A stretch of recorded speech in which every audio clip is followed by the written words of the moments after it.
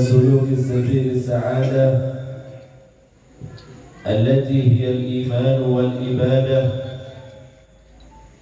ومحو كل رزق وعادة، ونصلي ونسلم على سيدنا محمد سيد أهل السيادة وعلى آله وأصحابه السادات القادة. أما بعد، أيها المحترمون، para alim ulama, para habaib, para masyayikh,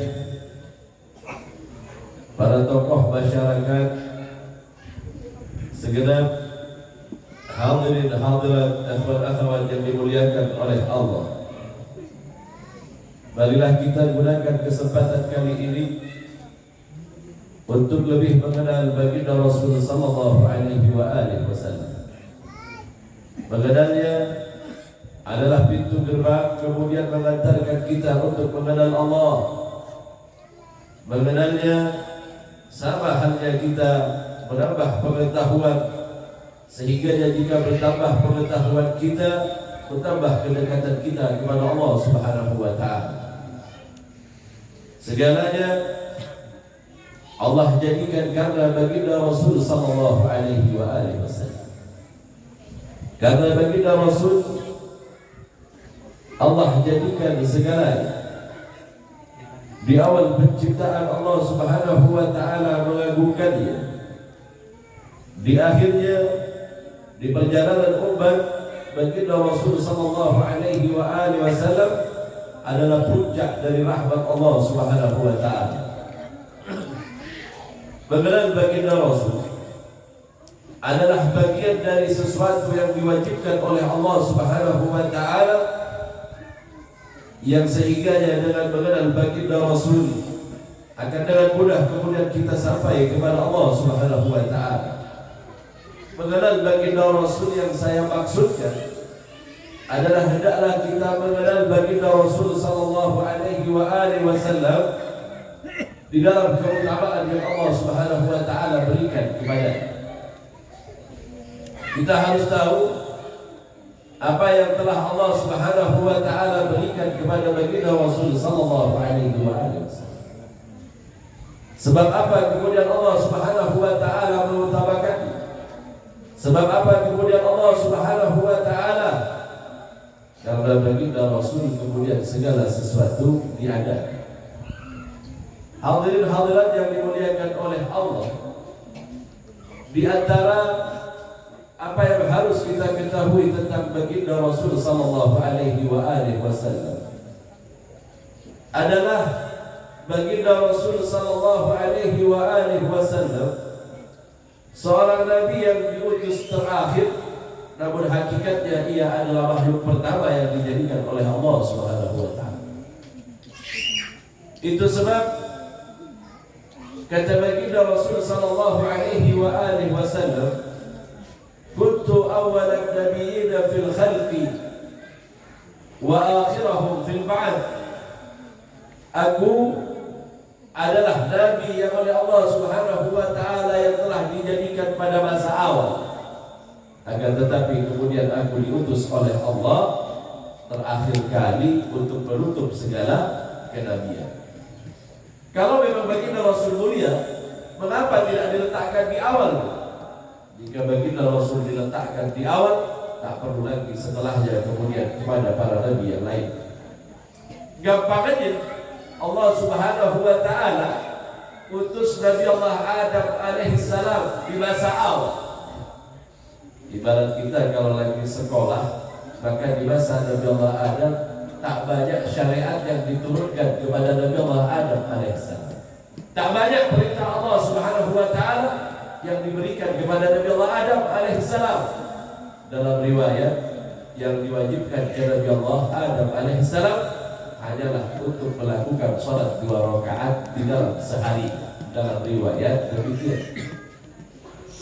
Di awal penciptaan Nabi Allah Adam, tak ada syariat kemudian wajibnya melakukan sesuatu yang berat, belum ada. Tidak ada kewajiban sedekah di masa itu, tidak ada zakat, tidak ada, segala sesuatu yang tak ada.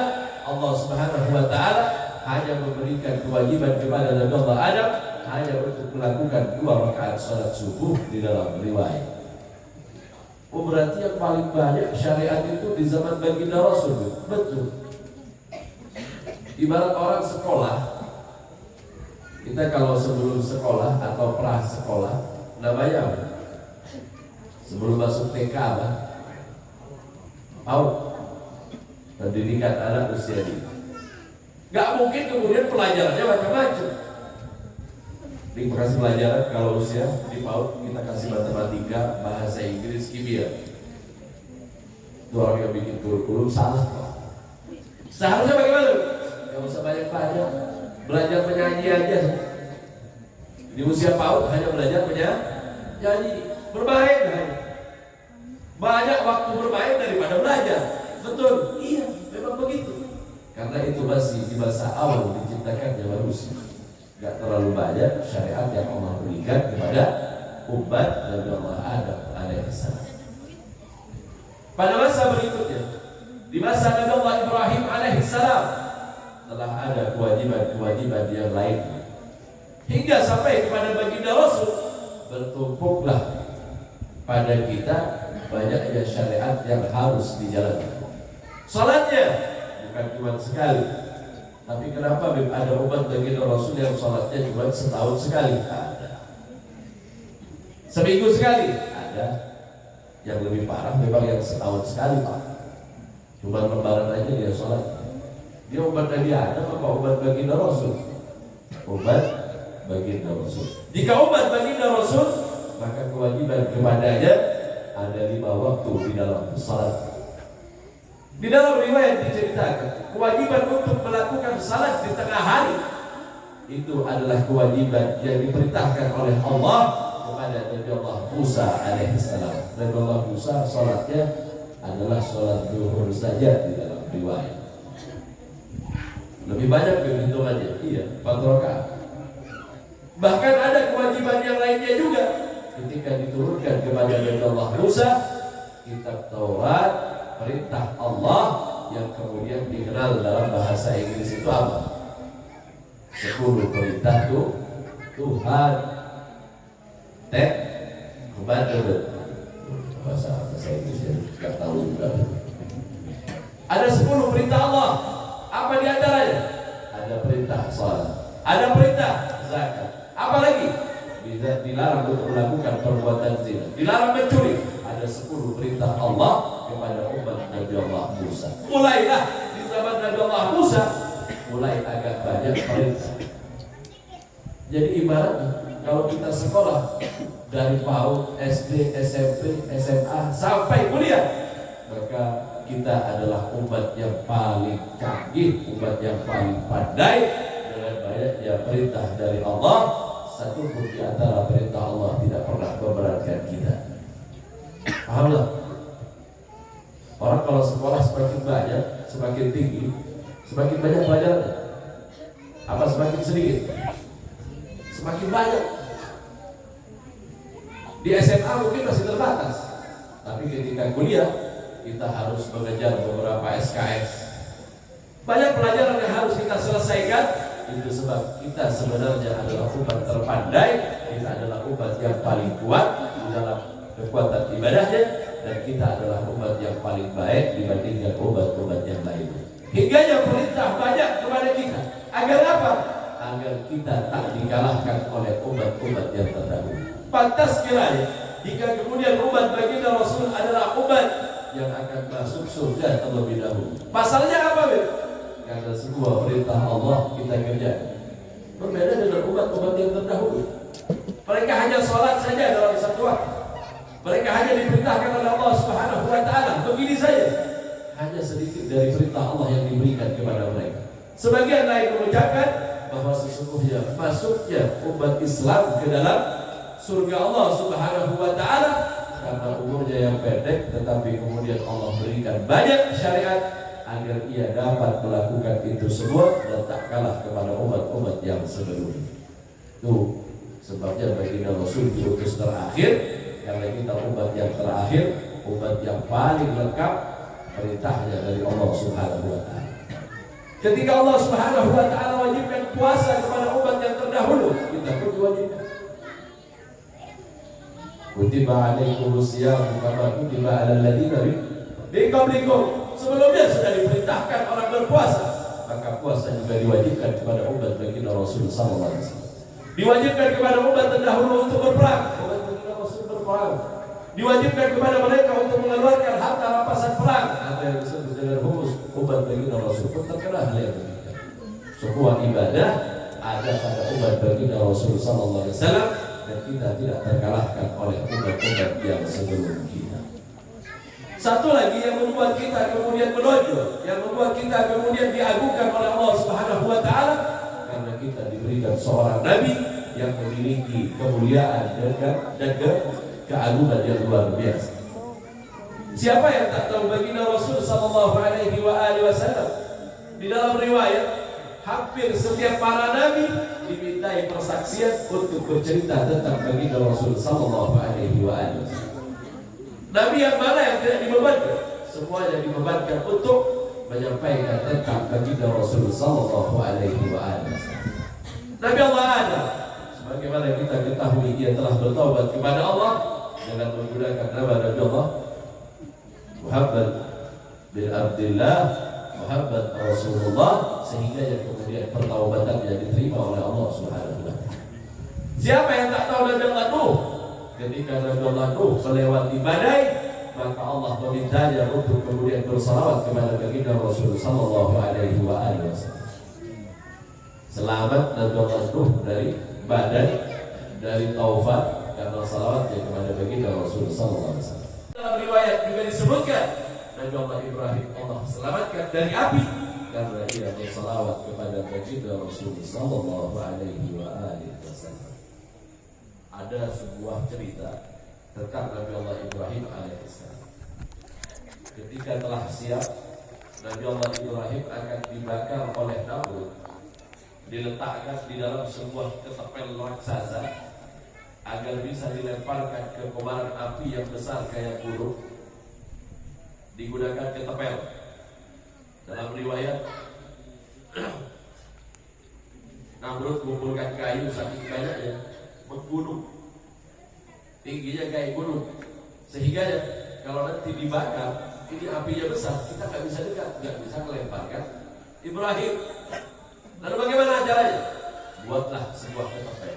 Ada satu orang yang kasih ide agar Ibrahim mampu dilemparkan ke kobaran api dari jauh. Buatlah sebuah ketepel raksasa. Dalam bahasa Arab namanya bijani. Apa namanya? Bijani. Ketepel raksasa. Siapa yang kasih ide? Dalam riwayat, iblis yang menyamar dan iblis yang memberikan ide tadi. Memang musuh para nabi itu iblis. Untuk melemparkannya pakai alat namanya bijani. Diletakkanlah Nabi Allah Ibrahim. Ketika dilemparkan ke dalam kobaran api, umpamanya ada saat-saat slow motion, pelan-pelan, itu malaikat Jibril turun. Untuk menyelamatkan gampang saja bagi malaikat Jibril. Tapi malaikat Jibril disuruh nawarkan kepada Nabi Allah Ibrahim oleh Allah. Wahai Ibrahim, adakah engkau memerlukan pertolonganku? Jibril, saya tidak perlu pertolongan, tetapi aku sangat membutuhkan Allah Subhanahu wa Ta'ala. Maka kemudian malaikat Jibril berkata, memintalah kepada Allah Subhanahu wa Ta'ala dengan nama Muhammad agar kemudian Allah selamatkan engkau dari kobaran api. Maka kemudian Nabi Allah Ibrahim meminta kepada Allah dengan hak kemuliaan baginda Rasul sallallahu alaihi wasallam. Ketika diletakkan di dalam kobaran api, itu sebab kemudian Nabi Allah Ibrahim yang terbakar hanya pakaiannya, Pak. Bajunya, telanjang Nabi Allah Ibrahim di dalam kobaran api. Tapi siapa yang lihat, Siapa yang bisa melihat orang telanjang di dalam api? Ibu Ibu-ibu bisa nggak melihat orang telanjang di dalam hati? Mendekat aja panas. Kenapa kata ulama bajunya terbakar? Karena Allah di dalam Al-Quran hanya memerintahkan kepada api untuk tidak membakar Nabi Allah Ibrahim. Kuni baldan wa salaman ala Ibrahim. Jadilah engkau wahai api dingin dan menyelamatkan Ibrahim. Pakaiannya enggak Pak, karena perintahnya hanya kepada Nabi Allah Ibrahim saja. Api tetap melahap pakaian Nabi Allah Ibrahim. Sehingga turunlah malaikat Jibril dan mengenakan pakaian kepada Nabi Allah Ibrahim alaihissalam. Pakaian ini Pak, pakaian kenabian yang diberikan oleh Allah kepada Nabi Allah Ibrahim, ini diambil di dalam surga Allah. Tidaklah bisa menggunakan pakaian itu kecuali para nabi. Pakaian ini aneh Pak. Jika yang pakai orang biasa, bisa jadi kekecilan, bisa jadi kebesaran. Bukan pakaian kebesaran Pak, menjadi kelihatan besar, tidak enak dilihat. Tetapi jika yang memakainya seorang nabi, ia kemudian menyesuaikan diri dan lepas kepada pakaian. Dari mana cerita ini? Cerita Nabi Allah Daud alaihissalam. Di mana Nabi Allah Daud saat akan berperang, ia mendapatkan pakaian dari Nabi Allah Ibrahim yang kemudian kemenangan Allah berikan kepada. Nah, ketika Nabi Allah Ibrahim diperkenalkan kepada baginda Rasul oleh malaikat Jibril, bertanyalah Nabi Allah Ibrahim, siapakah Muhammad ya Allah? Siapakah ia ya Allah? Sehingganya dengan namanya kemudian engkau selamatkan aku, dan demi keagungannya ceritakanlah kepadaku tentang Muhammad. Maka kemudian Allah menampakkan sebuah tempat yang tinggi. Allah menampakkan sebuah tempat yang disebut dengan Maqamul Mahmud, tempat yang paling tinggi di sisi Allah. Inilah tempat Muhammad wahai Ibrahim.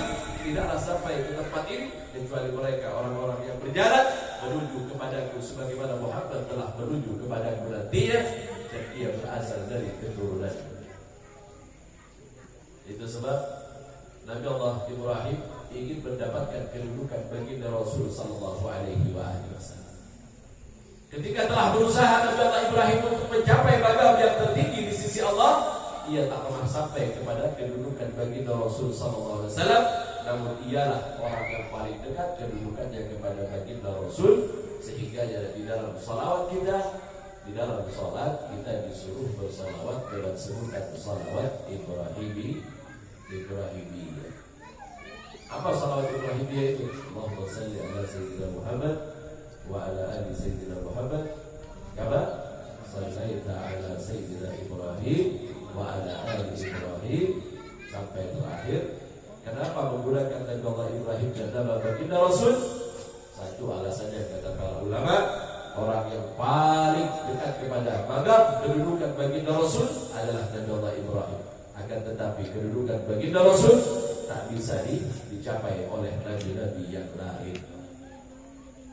Hadirin-hadirat yang dimuliakan oleh Allah, tidak berhenti di Nabi Allah Ibrahim. Di Nabi Allah Musa pun diceritakan tentang baginda Rasul sallallahu alaihi wasallam.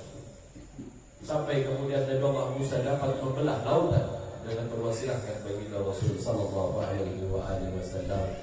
Sampai pada masa Nabi berikutnya Allah selamatkan Isa karena ia bermunajat kepada Allah dengan menggunakan nama baginda Rasul sallallahu alaihi wasallam. Semua para nabi berwasilahkan nama baginda Rasul untuk kemudian Allah berikan kepadanya rahmat dan kasih sayang Allah. Allah selamatkan mereka semua berkat menyebut nama baginda Rasul sallallahu alaihi wasallam. Suatu ketika ada seorang yang bernama Abi Umamah Al-Bahili. Abi Umamah Al-Bahili ini dia pernah duduk bersama baginda Rasul. Kemudian ada orang yang duduk di dekatnya dan bertanya, "Ya Rasulullah." Jadi Abu Umamah mendengar orang bertanya kepada baginda Rasul, "Ya Rasulullah, mata butuhi amrika ya Rasul. Kapan engkau tahu kalau dirimu adalah seorang nabi ya Rasulullah? Kapan engkau tahu bahwa posisimu adalah posisi terpenting di sisi Allah Subhanahu wa taala?" Apa kata baginda Rasul sallallahu alaihi wasallam?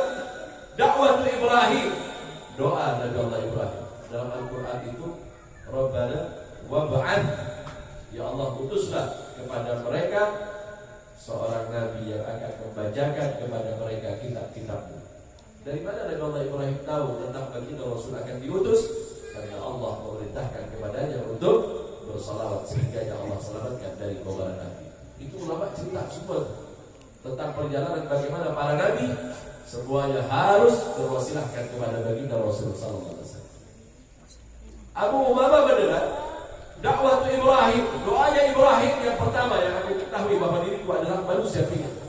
Yang kedua, busra Isa, kabar gembira dari Nabi Allah Isa, dan yang terakhir apa yang dilihat oleh ibuku di saat kelahiran. Dari berbagai macam keajaiban yang dilihat oleh ibuku, taulah aku bahwa aku adalah seorang nabi di akhir zaman. Lain halnya dengan Sayyidina Abu Bakar. Di umur 8 tahun, Sayyidina Abu Bakar ini pernah berjalan bersama Rasulullah sallallahu alaihi wasallam. Ikut orang-orang tua yang sedang berdagang. Kenapa Sayyidina Abu Bakar itu seorang pedagang? Karena ayahnya, di dalam riwayat nama ayahnya itu Abu Quhafa. Quhafa itu nama dari Sayyidina Abu Bakar. Ada yang menyebutkan namanya adalah Atiq. Abah dari Abu Bakar ini, orang tua di zaman dulu, jalan bareng-bareng berdagang ke negeri Syam. Di saat itu Sayyidina Abu Talib mengajak baginda Rasul di waktu usianya 10 tahun. Di dalam kitab Al-Asbahani menjelaskan tentang di dalam kitabnya Dalailun Nubuwah, Al-Asbahani menyebutkan usia baginda Rasul saat itu 10 tahun. Sayyidina Abu Bakar pun ikut di dalam rombongan itu menurut pengakuan Sayyidina Abu Bakar. Sayyidina Abu Bakar itu Pak punya gelar As-Siddiq. Kenapa? Karena memang beliau belum pernah bohong. Beliau belum pernah bohong. Itu sebab apa? Ketika aku berjalan ke negeri Syam bersama ayah, bersama orang-orang tua dari Bani Quraisy, ikutlah bersamaku baginda Rasul sallallahu alaihi wasallam saat itu usianya masih 10 tahun. Kami bersama-sama dengannya.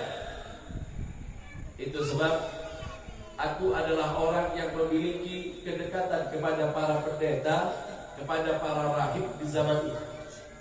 Jika kami menuju negeri Syam, kami pasti bertemu dengan para pendeta. Syam di masa itu memang paling banyak adalah orang-orang Nasrani yang mengikuti ajaran Nabi Allah Isa alaihissalam. Sedangkan negeri Palestina pada masa itu yang juga merupakan bagian dari Syam, banyak orang-orang yang berkitabkan kepada Taurat mengikuti ajaran Nabi Allah Musa alaihissalam. Ketika aku melakukannya ke negeri Syam bersama orang-orang tua, kami semuanya berjalan bersama. Karena ayah pula kemudian aku diperkenalkan kepada setiap rahib yang ada. Ketika usiaku masih 8 tahun, aku dipanggil oleh seorang rahib. Rahib itu bernama Buhairah. Di dalam riwayat ada yang bilang Bahirah. Dipegangnya tangannya. Kemudian ia menunjukkan kepada baginda Rasul SAW. Temanmu itu yang seusia denganmu adalah nabi yang terakhir nantinya yang akan diutus oleh Allah Subhanahu wa taala. Dan ketahuilah, engkau adalah orang yang akan menemani dakwahnya, menemani risalahnya, dan engkaulah sahabat. Jadi cerita ini kemudian ditanyakan oleh mereka pelajar sebelum kita kepada ulama-ulama yang terdahulu. Di mana disebutkan tentang para sahabat? Disebutkan oleh Al-Quran bahwa mereka para sahabat diceritakan oleh Allah Subhanahu wa taala di dalam Taurat dan Injil. Jangankan baginda Rasul, sahabat pun diceritakan di dalam Taurat dan Injil. Di antaranya apa? Simahum fi wujuhihim fi athari sujud. Nampak pada wajah mereka orang-orang yang apabila kita lihat orang ini banyak bersujud kepada Allah Subhanahu wa taala. pada wajahnya nampak kehusuan. Dzalika mathaluhum fit Taurat. Itulah yang kemudian disebutkan di dalam Taurat bercerita tentang para sahabat. Begitu juga Injil bercerita tentang para sahabat. Itu sebab Buhairah mengenal Sayyidina Abu Bakar sebagai sahabat baginda Rasul sallallahu alaihi wasallam. Dari mana beliau tahu? Dari kitab Injil yang bercerita tentang bahwa baginda Rasul memiliki seorang sahabat. Lain halnya, Sayyidina Abu Bakar juga pernah menceritakan mimpinya kepada Bahirah. Apa kata Sayyidina Abu Bakar? Suatu ketika aku kemudian bermimpi melihat rembulan tiba-tiba jatuh di pangkuan. Aku memeluknya erat. Apa kata Bahirah? Engkau kelak akan menjadi sahabat bagi Nabi yang diutus di akhir zaman. Mimpi ini belum pernah diceritakan oleh Sayyidina Abu Bakar kepada orang lain. Di waktu baginda Rasul telah mendapatkan risalah, orang yang pertama kali diajak masuk Islam adalah Abu Bakar As-Siddiq dari kelompok orang-orang yang sesuai umurnya dengan baginda Rasul. Kata baginda Rasul, tidakkah kau ingin masuk Islam wahai Abu Bakar? Terdiam Sayyidina Abu Bakar. Tidakkah kau telah bermimpi rembulan jatuh di pangkuanmu dan kemudian Bahirah mengatakan kepadamu kau akan menjadi sahabat bagi Nabi di akhir zaman? Sebab mimpi inilah kemudian Sayyidina Abu Bakar masuk ke dalam Islam. Dalam riwayat seperti ini. Nah, Sayyidina Abu Bakar ini bercerita kepada kita selepas baginda Rasul sallallahu alaihi wasallam telah tiada. Sayyidina Abu Bakar berkata, tanda-tanda kenabian baginda Rasul itu telah nampak pada usianya 10 tahun. Saat itu aku bersamanya ketika menuju ke negeri Syam. Apa yang terjadi? Bahirah mengajarkan kepada temanmu itu adalah Nabi yang nantinya akan diutus oleh Allah, Nabi yang terakhir, berkumpul kepadanya segala kebaikan, berkumpul kepadanya seluruh perintah Allah Subhanahu wa ta'ala. Apa tandanya wahai Bahirah? Kata Sayyidina Abu Bakar, lihatlah bagaimana setiap ujung pepohonan ketika ia duduk, semua ujung pepohonan itu berusaha untuk menaungi. Ujung-ujung pohon Pak menaungi. Kalau kita cari naungan Pak. Kalau ini naungan yang mencari baginda Rasul sallallahu alaihi wasallam. Itu sebab kata Sayyidina Abu Bakar, benarkah ia seorang nabi? Benar. Apalagi katanya dijelaskan oleh Bahirah, ketika engkau meninggalkan ia di tempat itu, waktu itu baginda Rasul sedang bernaung di bawah sebuah pohon. Ketika kalian berada di tempat itu dan lihatlah cahaya matahari.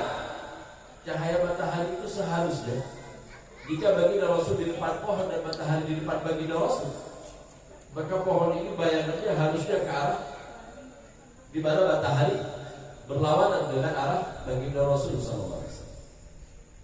Tetapi heran, bayangan pohon itu kemudian seolah-olah memaksa hendak melindungi baginda Rasul dari panasnya matahari. Lihatlah bagaimana temanmu itu tak kala ia berjalan, pepohonan semuanya berusaha untuk menaunginya, dan lihatlah bagaimana awan yang senantiasa memayunginya sehingga ia tak memiliki bayangan di hadapannya. Dari lama sudah Sayyidina Abu Bakar sudah tahu, diawasi oleh Sayyidina Abu Bakar baginda Rasul sallallahu alaihi wasallam, maka sifat-sifat kenabian ada pada dirinya, dan itu aku mengetahuinya sejak usiaku 8 tahun kata Sayyidina Abu Bakar. Dalam riwayat, Sayyidina Abu Bakar belum pernah jatuh kepada penyembahan berhala, sama sekali belum pernah. Iya kan? Ada riwayat yang menyebutkan demikian. Tetapi pengakuan Sayyidina Abu Bakar, suatu ketika aku diajak oleh ayahku untuk menyembah kepada salah satu patung yang dibuat oleh orang-orang jahiliyah. Dari rumah, ku sembunyikan sebuah batu yang besar di tangan. Bersama ayahku, aku menuju kepada sebuah patung yang senantiasa dipuja oleh orang-orang Arab. Ketika ayahku menyuruh aku untuk bersujud kepada patung tadi, ketika ayahku bersujud, kulemparkan batu itu dan mengenai kepala dari berhala, sehingga lepaslah kepala berhala.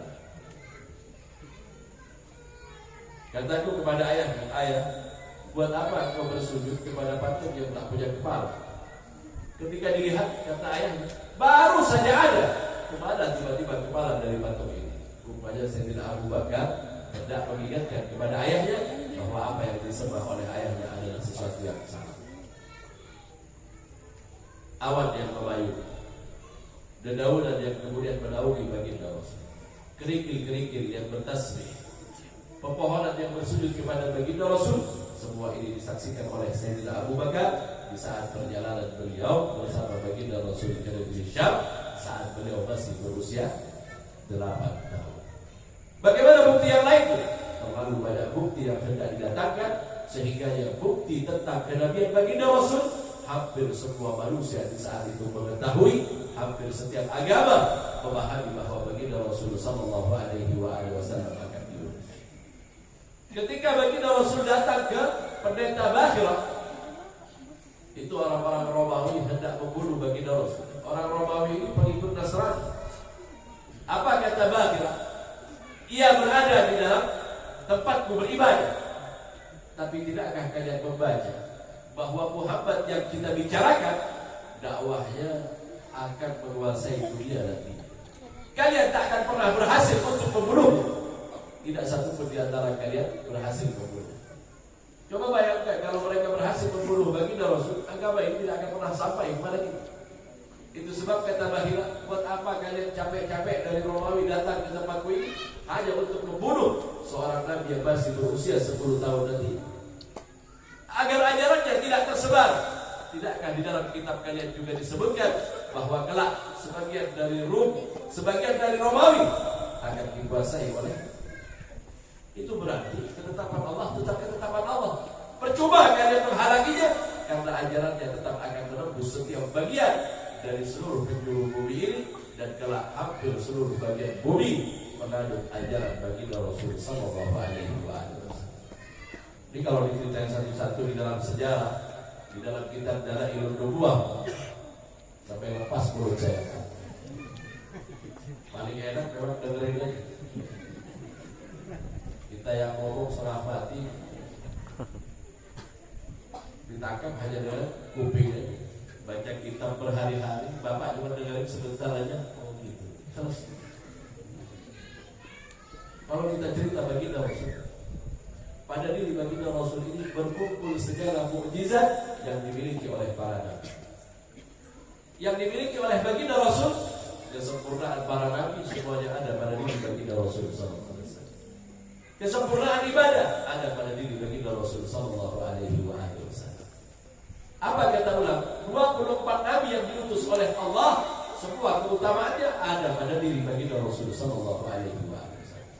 Sehingga dia dikatakan sebagai apa? Khatamun nabiyyin. Dia adalah penutup para nabi. Jika penutup, dia yang terbaik. Jika ia yang terakhir, dia yang terbaik. Memang harus ditaruh di terakhir, Pak. Agar apa? Agar kita semuanya menyaksikan keutamaan. Buktinya apa, Bu? Ini kalau lihat tinju partai tambahan sebelum kelas berat bermain. Kamu ditaruh di depan kelas beratnya, kelas setelahnya ditaruh setelah itu, siapa yang mau melihat, Pak? Tinju backtaser dulu lah. Kalau sekarang siapa? Gak ada yang lihat. Backtaser kalau tinju pasti ditaruh di belakang. Ada 2, 3, atau 4 partai tambahan dulu, agar kita menunggu di depan TV gak kelewatan. Itu iklan walaupun kita kebelet, tapi tidak takut langsung main. Begitu datang kelas terakhir yang menjadi tujuan kita untuk nonton itu, mata sedikit pun tidak berkedip. Kayak anak muda sekarang lihat main bola lah, yang main Persatuan Sepak Bola Banjar, dia apa namanya? Barito Putra main dengan siapa nggak tahu. Setelahnya juara dunia Prancis melawan Jerman. Ya kita melihatnya biasa-biasa aja ya, Barito Putra. Tapi begitu kita melihat Prancis dunia ini. Nah begitu baginda Rasul sallallahu alaihi wasallam. Itu sebab apa? Cerita tentang baginda Rasul, kesempurnaannya ada pada diri baginda Rasul. Katakan kepada saya, mukjizat yang mana yang tidak ada pada baginda Rasul? Hampir mukjizat para nabi semuanya dijelaskan di dalam kitab. Bukankah baginda Rasul tidak menghidupkan orang mati? Berkali-kali baginda Rasul menghidupkan orang mati untuk membuktikan kebenaran kenabian. Jadi kalau kitab ini penuh cerita baginda Rasul menghidupkan orang mati. Apakah baginda Rasul bisa berbicara dengan binatang?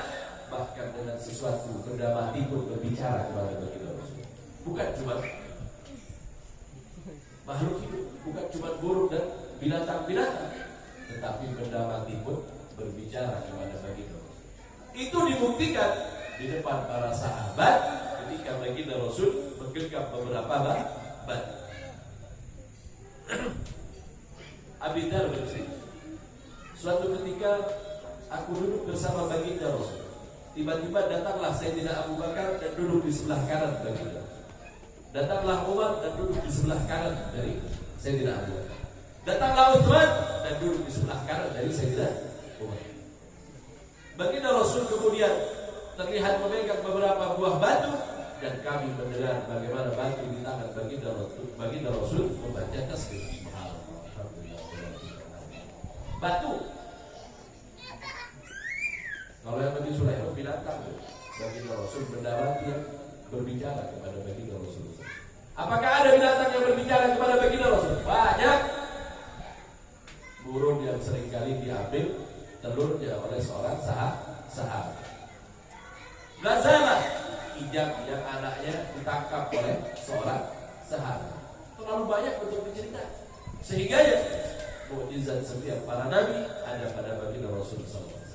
Mukjizat para nabi berakhir di zamannya, mukjizat baginda Rasul sampai detik ini masih ada. Apa itu? Al-Quran yang sampai saat ini tak ada orang yang mampu untuk membuat yang semisal dengan Al-Quran. Nambahi satu huruf saja nggak bisa, kurangi satu huruf juga nggak mungkin dilakukan oleh kita. Sehingga ya Al-Quran merupakan mukjizat baginda Rasul yang sampai detik ini masih tetap ada. Nanti suatu ketika Al-Quran akan hilang. Ketika Al-Quran hilang, bukan hilang begitu, tetapi kaum muslimin sudah tak berpegang lagi kepada, tak lagi membacanya, membiarkan begitu saja, lebih senang sama berita-berita yang bohong dan meninggalkan kebenaran yang ada di dalam Al-Quran. Na'udzubillah waliyadzubillah. Hadirin-hadirat yang dimuliakan oleh Allah, banyak keutamaan, banyak keagungan yang dimiliki oleh baginda Rasulullah SAW. Tetapi merupakan kewajiban bagi kita untuk kemudian mengenal keutamaan ini, sehingga keutamaan ini menambah cinta kita kepada baginda Rasulullah SAW. Ini yang bisa saya sampaikan. Kurang lebihnya mohon maaf yang sebesar-besarnya. Wabillahi taufiq wal hidayah wa ridha wal inayah. Wassalamualaikum warahmatullahi wabarakatuh.